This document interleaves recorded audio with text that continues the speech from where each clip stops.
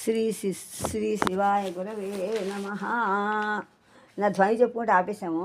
వక్రోక్తి సంప్రదాయం. కుంతనుడు వక్రోక్తిని చూద్దాము. ఈ వక్రోక్తి సంప్రదాయాన్ని చెప్పాడు కుంతనుడు. కుంతనుని కాలం 925 1025 మధ్యలో ఉండేవాడు. వక్రోక్తియే కావ్య జీవితం అన్నాడు కుంతనుడు. వక్రోక్తి అంటే క్రీడాలాపం లేదా పరిహాస కల్పితమని వక్రమైన ఉక్తి అనమాట. వేళాకోళాలని వక్రోక్తి చమత్కారాన్ని వివరించాడు. అలంకారాన్ని వక్రోక్తులే అన్నాడు కుంతనుడు. ఇంకా వక్రోక్తియే సర్వాలంకార బీజం అన్నాడు భామహుడు. జయరథుడు కవి ప్రతిభయే వక్రోక్తికి కారణము అన్నాడు. వక్రోక్తి భేదాలు 6 రకాలు మనం చెప్పుకున్నాం కదా.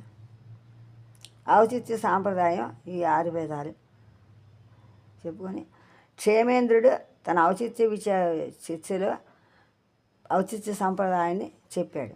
క్షేమేంద్రుడి కాలం 11వ శతాబ్ది. ఔచిత్యం రససిద్ధస్య స్థిరం కావ్యస్య జీవితం అన్న అలంకారికుడు క్షేమేంద్రుడే.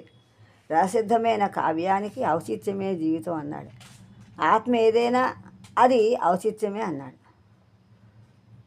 మహిభట్ ఏమన్నాడు? వ్యక్తి వివేకంలో అనుమితి సాంప్రదాయం ప్రతిపాదించాడు. మహిభట్టు తన వ్యక్తి వివేకంలో అనుమతిని ఇంకేం రాశాడు? మహిభట్టు కాలం 11వ శతాబ్ది.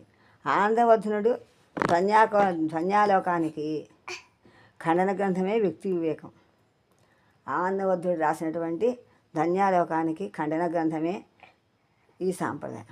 మహిభట్టు సిద్ధాంతం ఇంకా అనుమానంపై ఆధారపడుతూ ఉంది. మహిభట్టు ప్రకారం శబ్దార్థాలు 2 కావ్యము అన్నాడు.